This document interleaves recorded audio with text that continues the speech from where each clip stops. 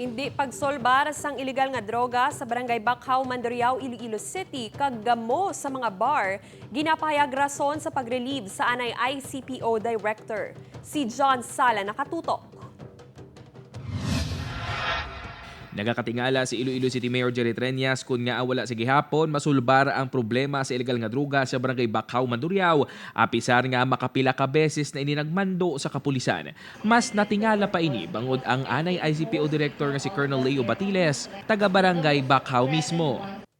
I was so surprised that he lives in Bacau. So, pinakadako nga drug haul, tapos harap man siya dali gestar. Dugang pa ni Mayor Treñas, bastante man ang bulig sang syudad sa ICPO apang nakulangan ini sa ginapakita sang kapulisan.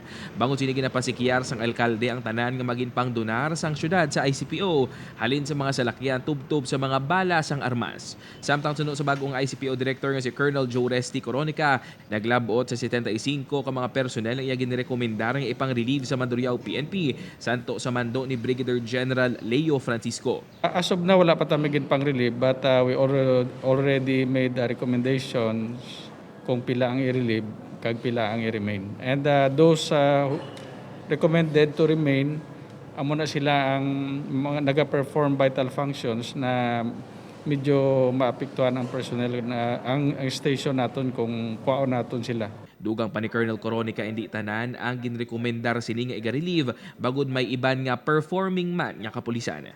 Upod kay si Dilo Linduque, John Sala, One Western Visayas.